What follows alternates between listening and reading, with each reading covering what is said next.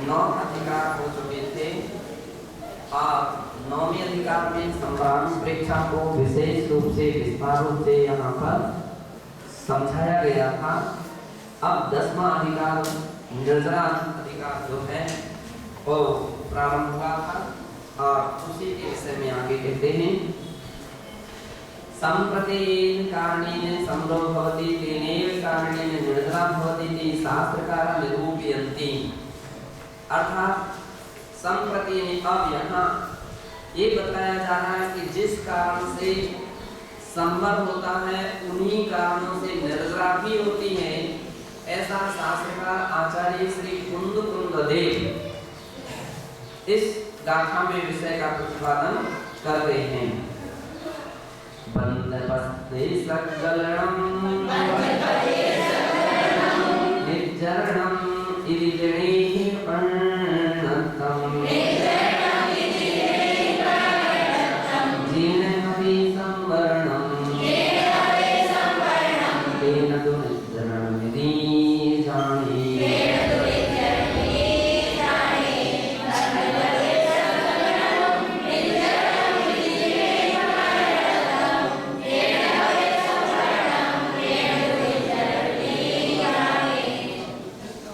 निर्जरा की परिभाषा बतलाते हुए आचार्य भगवान कुंददेव ने वासानुपेक्षा की 6वीं गाथा में बतलाया है गलनम निर्जरणम।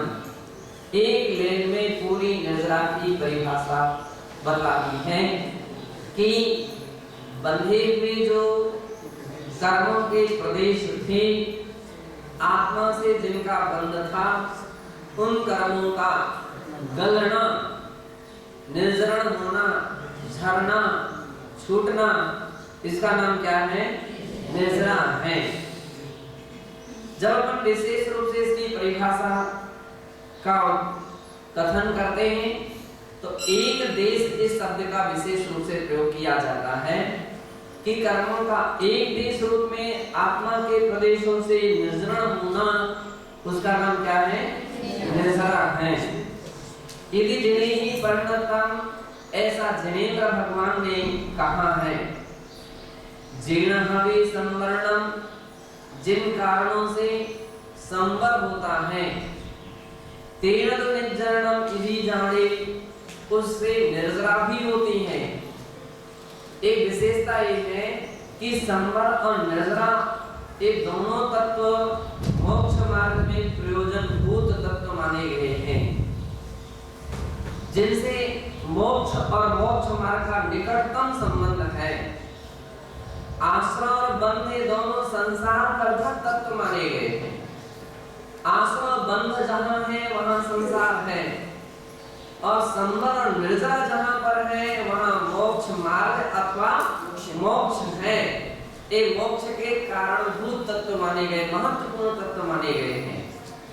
इसलिए आचार्य महाराज ने दोनों का इतना महत्वपूर्ण सामंजस्य बैठाला कि संवर के जो कारण होते हैं वे नियम से निर्जरा के भी कारण होते हैं। यद्यपि संवरानुपेक्षा अलग है और निर्जरानुपेक्षा अलग है, संवर तत्व अलग है, निर्जरा तत्व अलग है। जब दोनों अलग अलग हैं तो दोनों के कारण भी अलग अलग हैं। जैसा कि तत्वार्थ सूत्र में इस बात के प्रतिपादन करते हुए कहा कि सा भुक्ति समिति धर्मानुपेक्षा परिचय है चारित्र्य।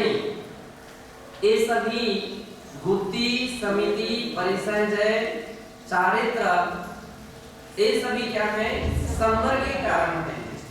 और तपसा निर्जरा से, और 12 प्रकार के जो तप हैं वो निर्जरा के कारण हैं। लेकिन जय शब्द भी जुड़ा हुआ है, जिसमें इस बात का यहाँ स्पष्टीकरण होता है। आचार्य भगवान श्री अकलंक देव ने अथवा पूज्यपाद स्वामी ने अपने टीका ग्रंथों में इस बात का विशेष रूप से व्याख्यान किया कि तपसा निर्जराच्य, इस सूत्र में 6 शब्द जुड़ा हुआ है। और च शब्द व्याकरण की विशेषता हुआ करती है और आगम ग्रंथ की महिमा हुआ करती है। एक एक अक्षर का बहुत बहुत अर्थ हुआ करता है। च शब्द से क्या ध्वनित होता है?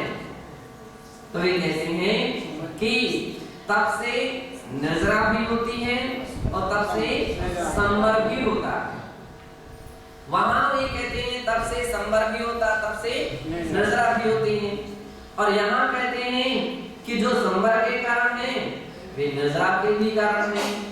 दोनों प्रकार के विचारों का अगर हम देखें, तुलनात्मक अध्ययन करें, तो दोनों अर्थ एक ही बात के लिए ध्वनित करते हैं, एक ही बात के लिए इस बात के लिए क्लियर करते हैं कि संवर के कारण जो है वो नजरा के भी कारण होते हैं और जो नजरा के कारण होते हैं वो संवर के भी कारण होते हैं। लेकिन फिर भी दोनों में अंतर हुआ करता है, जिसके लिए टीका में स्पष्टीकरण किया जाएगा। सर्वोदया टीका निर्जरानुप्रेक्षाणाम एको अयम अधिकारः। निर्जरानुप्रेक्षा नाम का यह अधिकार है। तत्र प्रथमं का निर्जरा इति प्रथमं अभिध्यातव्यम्। सबसे पहला प्रश्न होता है कि निर्जरा क्या है, और जब ऐसा प्रश्न आता है तो उसके विषय में आचार्य महाराज लक्षण और उसके स्वरूप का भी प्रतिपादन करते हैं। अतः प्रथमं निर्जरा लक्षणं निरूप्यते। सबसे पहले निर्जरा के लक्षण को यहाँ निरूपित किया जाता है। बंध प्रदेशक गलनम निर्जरणम। बंध प्रदेशः अर्थात पूर्वबद्ध कर्म प्रदेशाः तेषां गलनम एक देशे संशया स एव निर्जरा यद्वा कर्म निर्जरति कथ्यते। बंध प्रदेशाः अर्थात पूर्वबद्ध कर्म प्रदेशा। अब हमेशा ध्यान रखना है कि कर्मण तो बहुत सारी अनंतानंत लोकाकाश में भरी हुई है और प्रत्येक प्राणी के एक एक प्रदेशों पर भी अनंतानंत कर्मण वर्गणा गृहीत अगृहीत और मिश्र रूप में विद्यमान है। उनमें भी कितनी सारी ऐसी कर्मण वर्गणा है जो विश्वसोपचय रूप में है और कितनी सारी कर्मण वर्गणा ऐसी हैं जो विश्वसोपचय रूप में नहीं है। लेकिन यहाँ से इसका कोई अर्थ नहीं है जब तक वे कर्मण वर्गणा कर्म रूप को प्राप्त नहीं हो जाती है, बंध रूप को प्राप्त नहीं हो जाती है, तब तक उससे कोई महत्व नहीं रखा जाता है। इसलिए कर्म के विभाग में आती तो है लेकिन उनसे लाभ नहीं है। अतः गाथा में प्रदेश बंध प्रदेश इस शब्द को विशेष रूप से ग्रहण किया गया। जो कर्मण करना आत्मा के प्रदेशों से बद्ध को प्राप्त हो गई हैं, बंध को प्राप्त हो गई हैं, उनको यहाँ छोड़ने की आवश्यकता है, उससे मुक्त होने की आवश्यकता है, उससे छूटने की आवश्यकता है। इसलिए पुरुषार्थ इसमें हुआ करता है कि जो आत्मा के प्रदेशों से बंध को प्राप्त है। इसलिए कहा बंधा प्रदेशा पूर्वबद्ध कर्म प्रदेशा। पूर्व में जिन कर्म प्रदेशों का आत्मा के प्रदेशों से बंधता को प्राप्त हुए हैं, ऐसी वह बद्ध अवस्था में का तेषां गलनम, उस बद्ध अवस्था में से उनका गलना, किसका? एक देश में संचया, गलनम यानी एक देश रूप से क्षीण होना, झरना, सएव निर्जरणम, वही निर्जरा है, अथवा कर्म निर्जरा यदि कथ्यते, उसका नाम कर्म निर्जरा है। किसका गलना? आत्मा प्रदेशों का नहीं, अभी तो पूर्व कर्म प्रदेशों का गलना। हाँ, उसका नाम क्या है? निर्जरा है। नहीं तो आप कहेंगे ऐसा में कौन सा आत्मा प्रदेशों का झरना, तो आत्मा प्रदेशों का झरना नहीं, कर्म प्रदेशों का जो संशय होना है, निर्जीर्ण होना है, उसका नाम निर्जरा है। मोक्षस्तु सर्व कर्मणा पूर्णतया छिरो भवति। मोक्ष तो संपूर्ण प्रकार के कर्मों के क्षय हो जाने से ही होता है। निर्जरा तो कर्मणा आंशिका क्षयति तयो भेदो ज्ञातव्यः। किंतु निर्जरा तत्व और मोक्ष तत्व में अंतर है कि मोक्ष तत्व तो कर्मों का संपूर्ण तरीके से क्षय हो जाने का नाम है, लेकिन निर्जरा जो है एक देश कर्मों का क्षय हो जाने का नाम है। यही दोनों में अंतर जानना चाहिए। सुभाषित फल विपाकानंतरम कर्मणाम निषेध रूपेण गलनम भवत्येव। सुभाषित फल के विपाक के अनंतर, विपाक, विपाक यानी फलदान शक्ति, विपाक यानी फलदान शक्ति। फलदान, फलदान शादी वगैरह के समय होता है, वो फलदान नहीं समझने का, नहीं तो कोई व्यक्ति को फलदान। फलदान यानी फल देने के सन्मुख जो आत्मा प्रदेश है उसको फलदान कहते हैं, और उसको ही विपाक कहते हैं कि जो कर्म उदय में आ रहे हैं और जो उदय में आया है वो अपना फल देगा, और फल देने के बाद निर्जीर्ण हो जाएगा, फल देने के बाद समाप्त हो जाएगा, झड़ जाएगा। तो इस प्रकार से यहाँ ये बात कही गई है कि उदय में तो दोनों प्रकार के कर्म का उदय चलता है। कोई भी ऐसा प्राणी नहीं है कि जिसके अंदर में सर्वथा पूर्ण रूपेण असुर कर्म का ही उदय चल रहा हो, और कोई भी ऐसा भी प्राणी नहीं है कि जिसका पूर्ण रूपेण शुभ कर्म का ही उदय चल रहा हो। एक भी ऐसी व्यक्ति नहीं है संसार में। साथ में नरक का नारकी भी क्यों ना हो तो भी उसकी सत्ता में कुछ ना कुछ पुण्य प्रकृतियां उदय में हैं, पुण्य प्रकृति उसके फिर भी उदय में है। और अनंत केवली 13वां गुण स्थान पर वे मुनिराज भी क्यों ना हो तो भी उनके भी अशुभ कर्म का भी असाधा कर्म के उदय है। पाप कर्म का और पुण्य कर्म का, शुभ कर्म का, अशुभ कर्म का प्रति समय उदय आता रहता है और वो अपना फल देता रहता है। फल देने के उपरांत निर्जरा होती है। शुभाशुभ फल विपाकानंतरम, शुभ अथवा अशुभ कर्म के विपाक के अनंतर कर्मणाम निषेध रूपेण गलनम, कर्मों का निषेध रूप से गल जाना, वह ही भवत्येव, वह नियम से हुआ करते हैं। निषेधो नाम कर्म परमाणु स्तंभनम निक्षेपणम। निषेध बताओ भैया, निषेध किसे कहते हैं?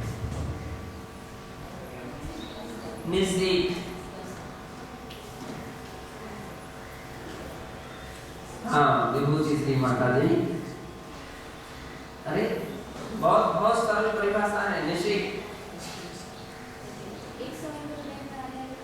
नहीं, निषेध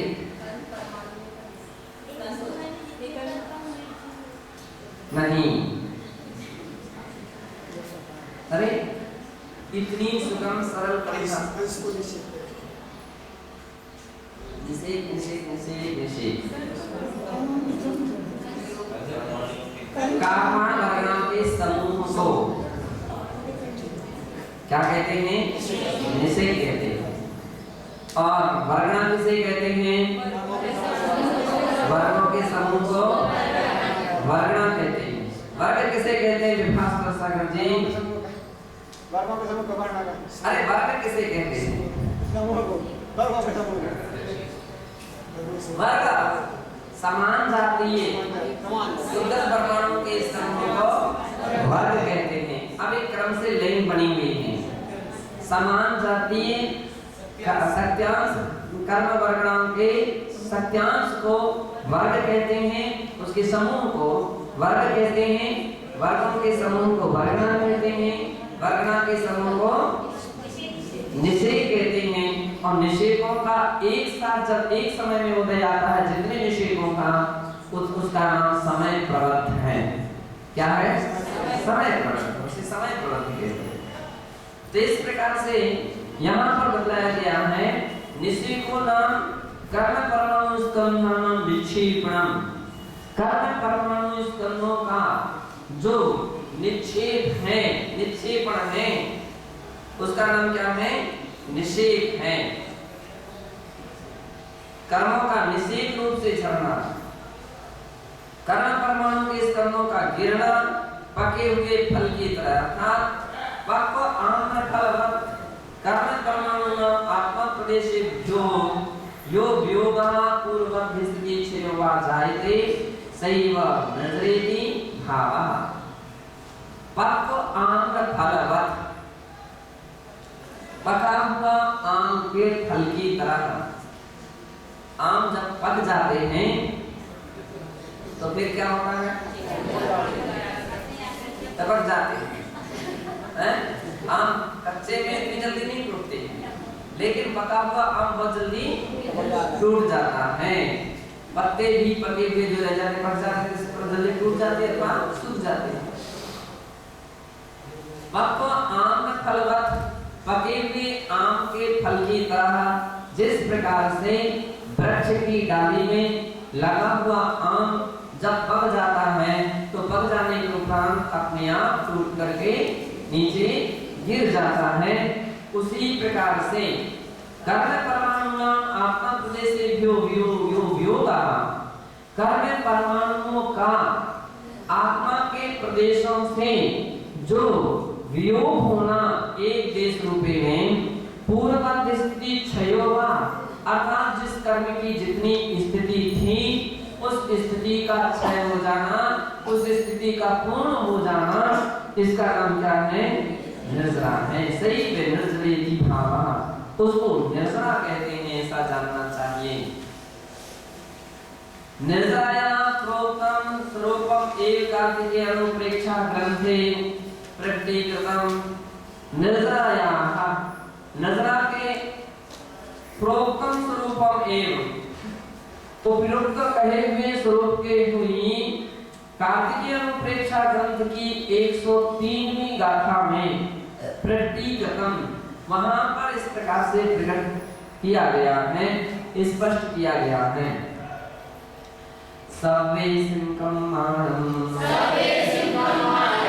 सत्य विभावो हवे अनुभावो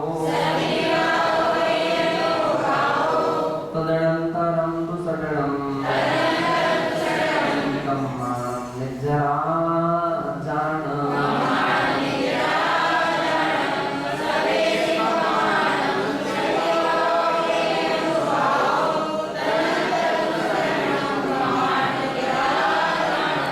सब्बीसिं कम्माणं सत्य विभावो, सभी प्रकार के कर्मों की शक्ति के विपाक को। कितने प्रकार के कर्म होते हैं? कितने प्रकार के कर्म होते हैं विश्वद्रक सागर जी? 8 प्रकार के कर्म। कितने होते हैं? 8 होते हैं कि 7? 9 तो नहीं होते हैं। कर्म कितने होते हैं? 8 प्रकार के कर्म होते हैं। और वे 8 प्रकार के जो कर्म हैं वे कौन कौन से हैं? हाँ, साल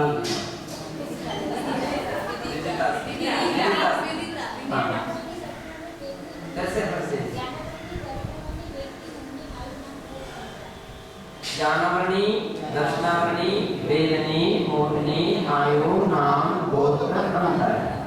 ये 8 प्रकार के कर्म होते हैं। दूसरी दृष्टिकोण से अगर हम संक्षेप में देखें तो कर्म के कितने भेद होते हैं? बिल्कुल संक्षेप में तो कर्म के कितने भेद होते हैं? 2 भेद होते हैं। कितने होते हैं? 2 भेद। विजय श्रीमान जी 2 भेद कौन कौन से? द्रव्य कर्म और भाव कर्म। तीसरी दृष्टि से यदि हम देखें तो कर्म के 3 भेद होते हैं। कितने भेद होते हैं? 3 भेद होते हैं। और वे कर्म के 3 प्रकार जो हैं वो कौन कौन से हैं? जी, द्रव्य कर्म, भाव कर्म, नो कर्म। तो नो कर्म किसे कहते हैं? जो कर्म तो नहीं लेकिन किंचित मात्र उदाहरण नो कर्म विसौरी सारी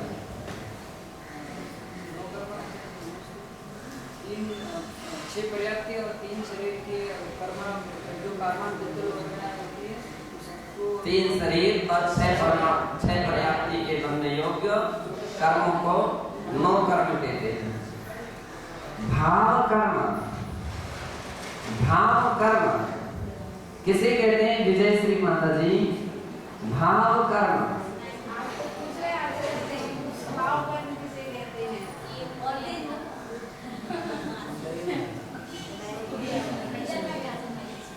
भाव कर्म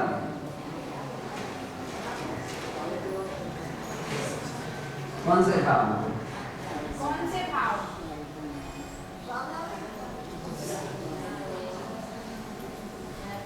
विनीत श्री माता जी,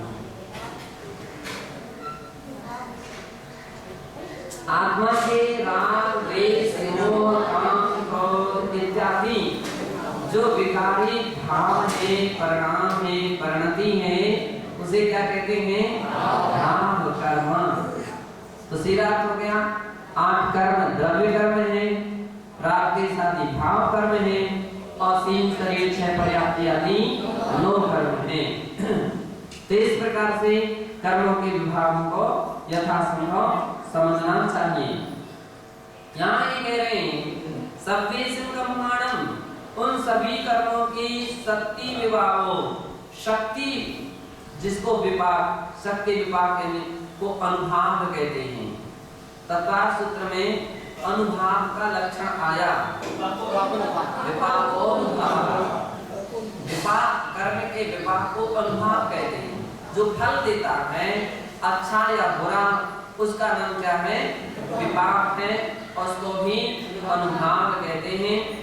और उस अनुभाग के अनंतर, विपाक के अनंतर तो सरणम कर्माणम, कर्मों का जो सरण है, कर्मों का भगना है, उसको क्या कहते हैं? ऐसा जानना चाहिए।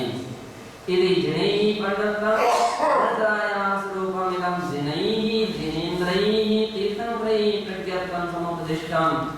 इस प्रकार के नजरा के स्वरूप को जिनेन्द्र तीर्थंकर जिनेन्द्र भगवान ने प्रज्ञातं समुपदिष्टम् कहा है।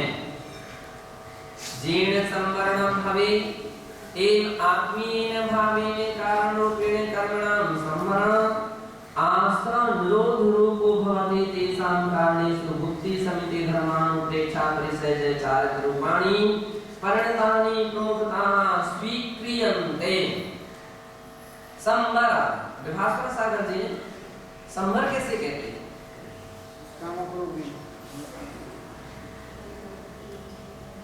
संवर आसानोदा सम्राट, आसानोदा सम्राट, आश्रम निरोधः संवरः। क्या अर्थ है इसका? आश्रम को रोकना, आश्रम को रोकना। किसके आश्रम को रोकना? कर्मों के आश्रम को रोकना संवर कहा जाता है। तो तीन आत्मीन भावेन कारण रूपेण कर्मणां संवरः आश्रम निरोध रूपो भवति। जिस आत्मीय भाव से अर्थात उस कारण से कारण रूपेण कर्मणां संवरः, कर्मों का संवर होता है, अर्थात आश्रम निरोध रूपो भवति, आश्रम का निरोध रूप अवस्था होती है। तेषु कारणेषु, उन कारणों में, संवर के कारण जो हैं तत्वार्थ सूत्र में कितने कहे गए हैं? ये श्री माता जी अभी बता विवक्षा श्री माता जी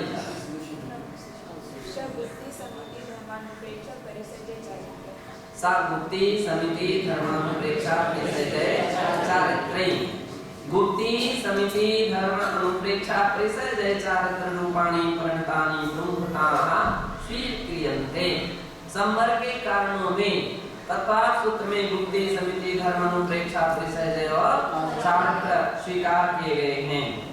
तैहि एव नजरणम नजरापि भवति, वे ही कारण नजरा के भी होते हैं। इति जानीहि अवध्यस्व इत्यर्थः। इस बात को अच्छी तरह से जानो, अच्छी तरह से समझो। यानी यानी संवर कारणानि तानि तानि अल्पाप नजरायापि भवन्ति इति तात्पर्यम्। जो जो संवर के कारण हैं, तानि तानि वे सभी सभी अविपाक नजरा के भी कारण हैं, ऐसा यहाँ तात्पर्य समझना चाहिए। अविपाक के ही नजरा के कारण है, नहीं तो कोई सविपाक नजरा की बात समझने लग जाए। सविपाक नजरा तो प्रतिक्षण प्राणी के जीवन में चल ही रही है। जो कर्म बंधे हुए थे वह अपने अपने समय पर उदय में आकर के फल दे रहे हैं और निर्जीर्ण होते जा रहे हैं, तो उससे तो कोई फायदा नहीं, कोई काम नहीं है। पहली सबके होए कछु सरे काम नहीं तेरा, दूजी करे जो उद्यम करके मिटे जगत फेरा। तो पहले से तो कोई फायदा नहीं है, उदय में अपने समय में आ रहे हैं, जिस कर्म की जितनी स्थिति थी उतनी स्थिति में उदय में आकर के फिर गए, तो उसे क्या फायदा, फिर दूसरे नए कर्म बन गए। लेकिन दूजी करे जो उद्यम करके मिटे जगत फेरा, जो दूसरी नजरा है जिसमें सम्यक प्रकार से उद्यम किया जाता है। सम्यक प्रकार से उद्यम का अर्थ है कि पुरुषार्थ गम्य है, जिसमें आश्रव को तो रोका जाता है और नजरा प्रारंभ होते हैं वो अविपाक होते हैं।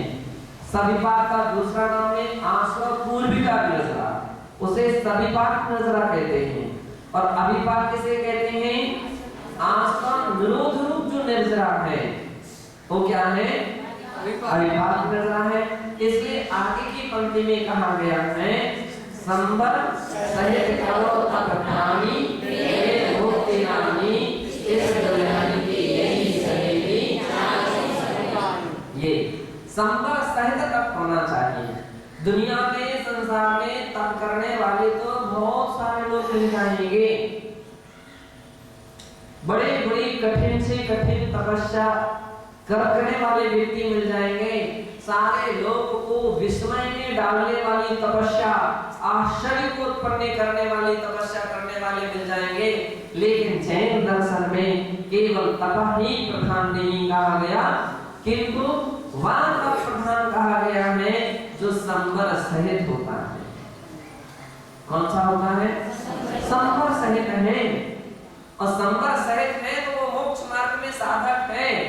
तो संवर सहित नहीं है, उपवास तो किया, हाय हाय करके उपवास पूरा कर लिया, तो कोई तप कहलाएगा क्या, वो तपस्या नहीं कहलाएगी। रस परित्याग तो किया, लेकिन हमारे शक्कर का त्याग है, मुनक्का की व्यवस्था हो जाए है? तो वो शक्कर का त्याग कहलाएगा क्या, वो शक्कर का त्याग नहीं कहलाएगा। नमक का त्याग है, कहीं और भी जवाब खा और भी प्रकार की सामग्री की व्यवस्था हो जाए तो सही तपस्या नहीं कहलाएगी।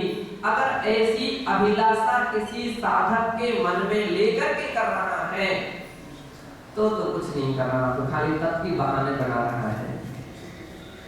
तप के बहाने हैं, सच्ची तपस्या नहीं है। ये बात अलग है कि आप स्वर्ग में पहुंचे और हो सकता है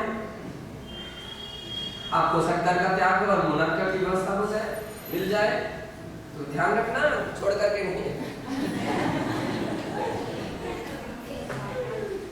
ले सकते हैं। हाँ, और मुझे तपस्वी कोई हो तो चाहे उसको भी ना ले।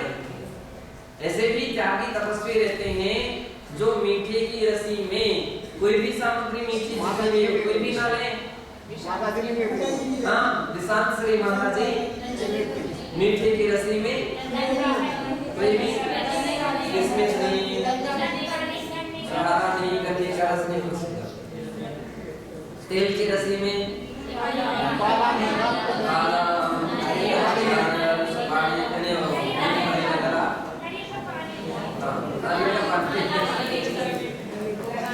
तो उत्कृष्ट साधना करने वाले जो व्यक्ति रहते हैं, अच्छी बात है, ऐसा भी कर सकते हैं, लेकिन इतना ना हो सके तो कम से कम इतना तो ध्यान रखना चाहिए कि कोई भी अभिलाषा को लेकर के त्याग नहीं करना चाहिए।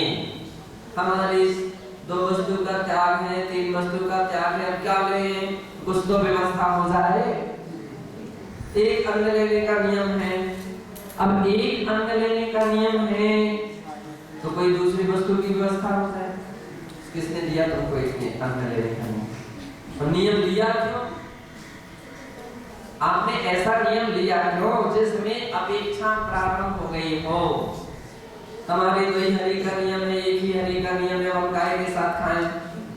वहां तो कुछ एक हरि जो थी उसका त्याग था, अब क्या करें? क्यों एक हरि का नियम लिया? अब 2 का रख ले, 3 का रखते, 4 का रखते, और अन्यथा जैसा है बड़ी प्रसन्नता के साथ, समता के साथ लेकर के आओ। जितना ले सके उतना ले लो, तो नहीं ले सके तो आराम से पानी पी करके आ जाओ। ये सबसे बड़ी तपस्या है। नियम लेने के बाद फिर उसमें कोई रास्ते नहीं निकालना चाहिए, उसमें फिर कोई इस प्रकार के अलग अलग तरीके नहीं होना चाहिए। इस बात की आपको ध्यान रखना चाहिए। तो यहाँ पर आचार्य महाराज यहाँ ये बात कह रहे हैं कि जो जो संवर के कारण वे सभी निद्रा के ही कारण हैं। उत्तम से पंचास्तिकाय ग्रंथ के भी 145वीं गाथा में कहा है, जो संवरेण जुतो अपठः साधवो हि अपणम्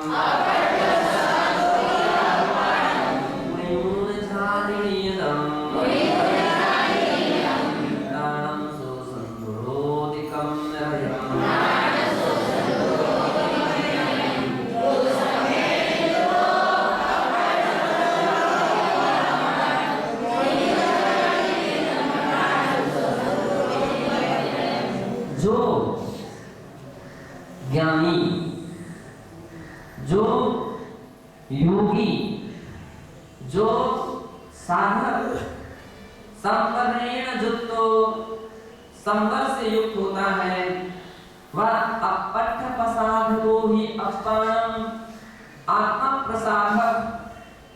आत्मा प्रसादक का अर्थ है आत्मा का अच्छी तरह से उत्कृष्ट रूपे में साधना करने वाले आत्मा प्रसाधक। प्रकृष्टेन साधका इति प्रसाधक, उत्कृष्ट रूप से जो साधन करते हैं वो प्रसाधक हैं। तो आत्मा की प्रसाधक होकर के अपरम मुनिगुणा झादी, आत्मा को मान करके अनुभव करके जो झादी ने ज्ञान पूर्वक आत्मा का ध्यान करते हैं,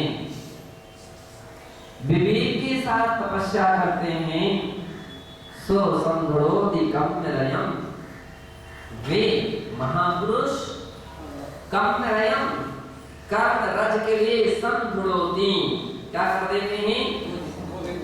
धो देते हैं। उनकी कर्म रूपी रज क्या हो जाती है? धुल जाती है, कर्म से रहित हो जाते हैं। क्यों? जो इस प्रकार की आत्म प्रसादक साधना के द्वारा तपस्या करते हैं। अब यहाँ पर मुख्य रूप से उत्कृष्ट तप कौन सा है? उत्कृष्ट तप 12 तपों में ध्यान तप है। तो इसलिए उत्कृष्ट तप की महिमा कर रही है कि जो ऐसा ध्यान करते हैं वे कर्मरज को क्या कर देते हैं, धो देते हैं।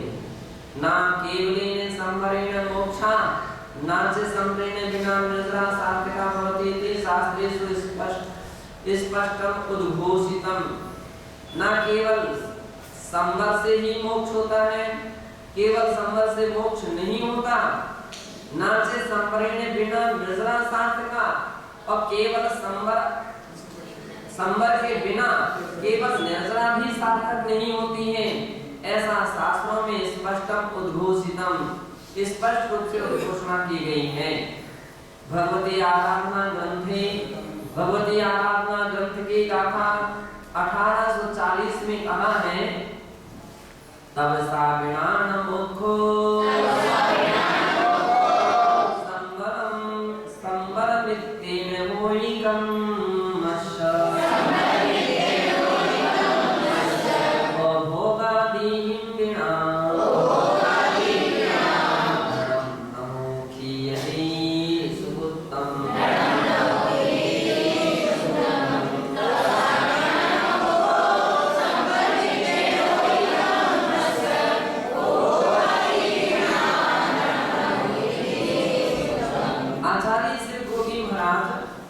कितना ऊंचा उदाहरण दे रहे हैं कि जैसे उपभोगादि धर्म नाम खीयते, उपभोग में लाए बिना धन का कभी क्षय नहीं होता है। धन का खर्च उपभोग में लाओ, उसका उपयोग करो, कमा कमा करके रख लिया तिजोरी में बंद करके, तो उससे क्या फायदा? कोई भी फायदा नहीं है।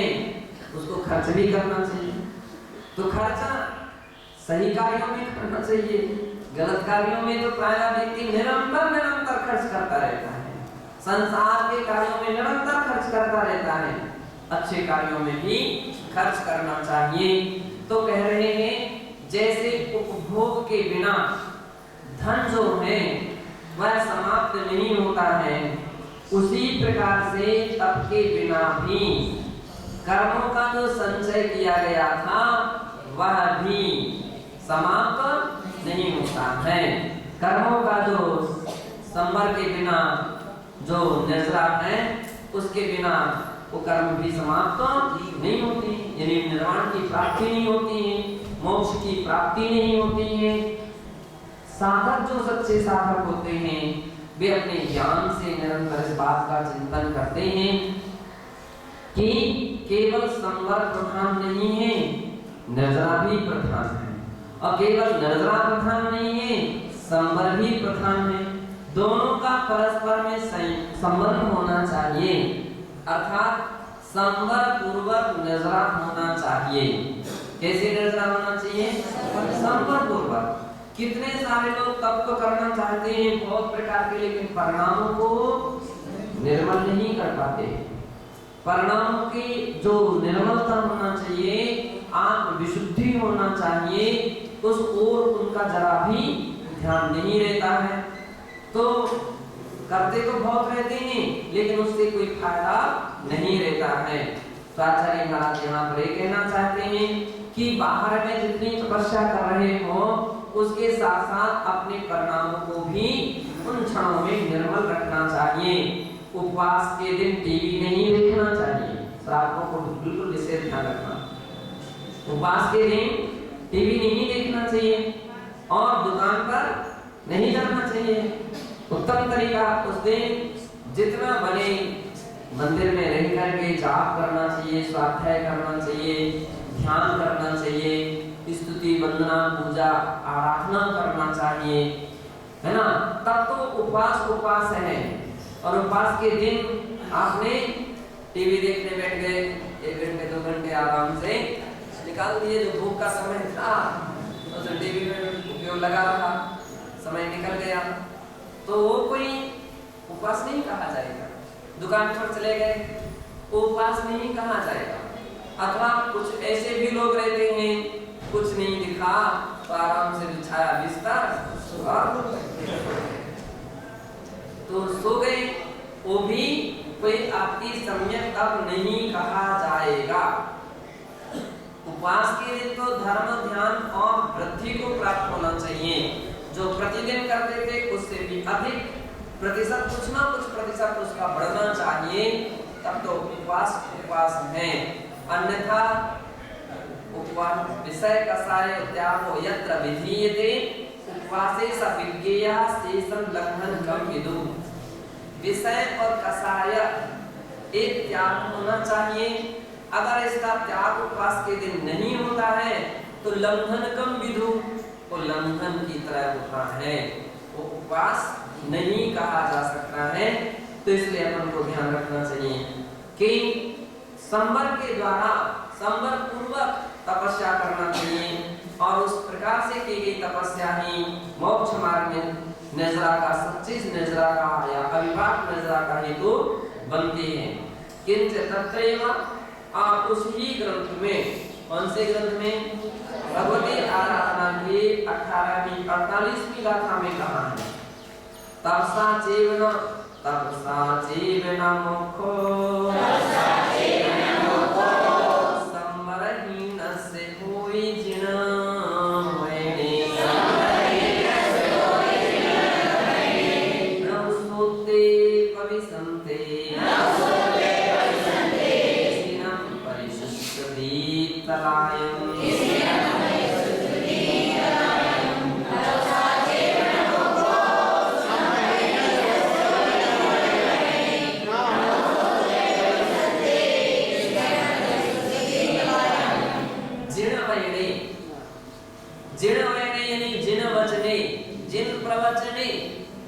जिनेंद्र भगवान के प्रवचन में, और जिनेंद्र भगवान का प्रवचन क्या है, जिनागम, जिनवाणी, शास्त्र, ये सब क्या है, जिन वचन कहलाते हैं, जिन प्रवचन कहलाते हैं, जिनागम कहलाता है, जिनवाणी कहलाती है।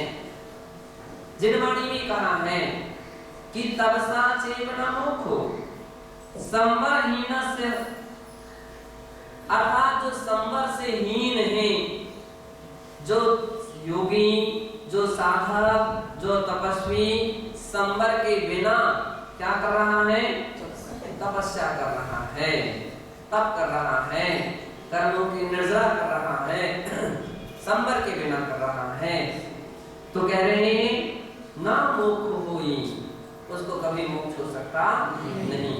क्यों नहीं हो सकता है, क्योंकि संवर का मार्ग नहीं अपनाया उसने, संवर के बिना तपस्या कर रहा है। तपस्या तो संवर पूर्वक होती है, वह मोक्ष मार्ग में प्रयोजनभूत है। संवर रहित तब तो दुनिया में प्राणी ने अनंत बार किए, कितने बार किए,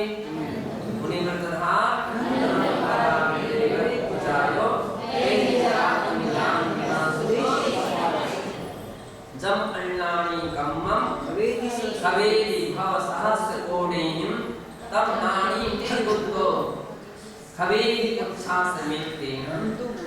अर्थात अज्ञानी प्राणी संवर के बिना करोड़ों भाव में जितने कर्मों की निर्जरा करता है, एक ज्ञानी संवर सहित 3 बुद्धि से युक्त होकर के केवल एक उपचास मात्र में उतनी कर्मों की निर्जरा कर लेता है।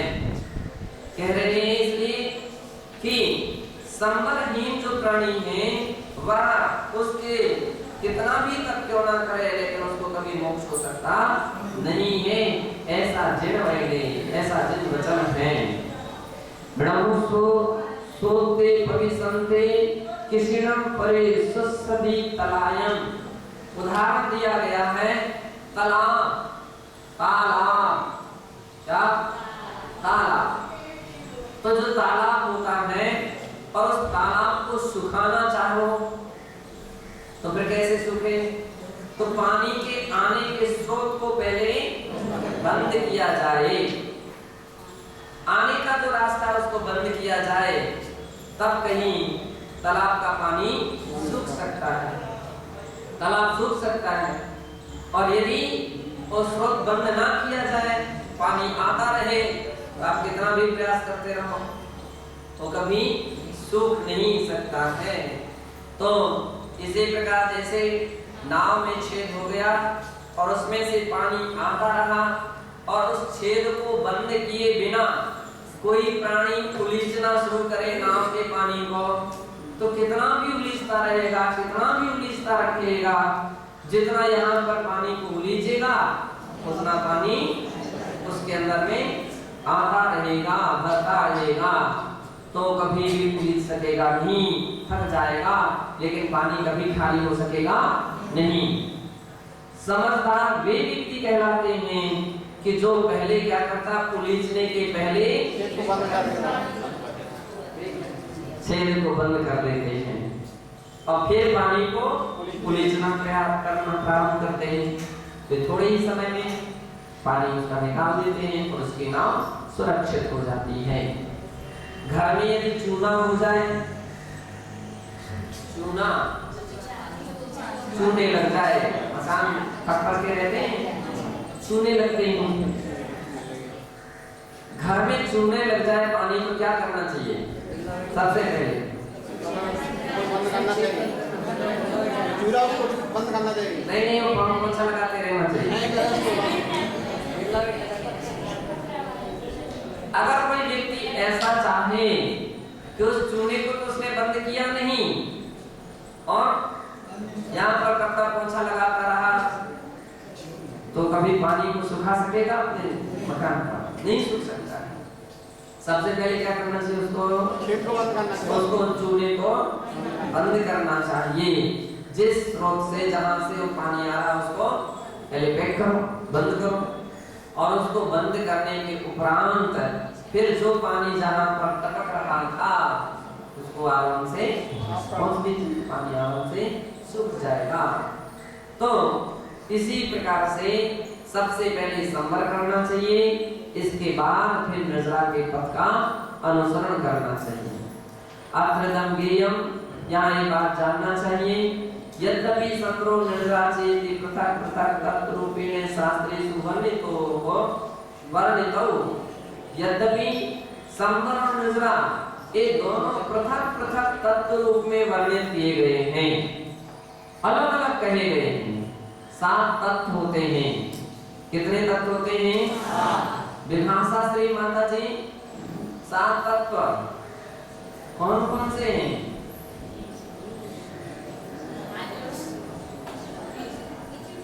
गिनाओ। जीव,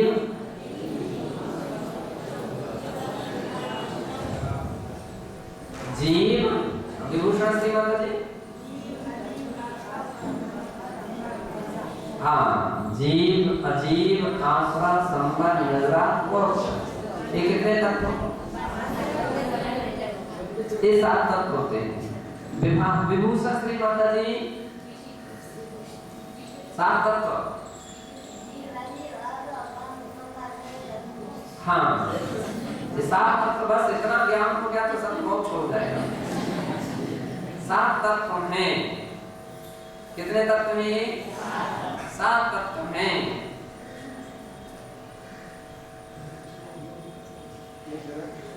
विश्वभूषण सागर जी 7 तत्व। तो तत्व सूत्र का सूत्र सुना दो।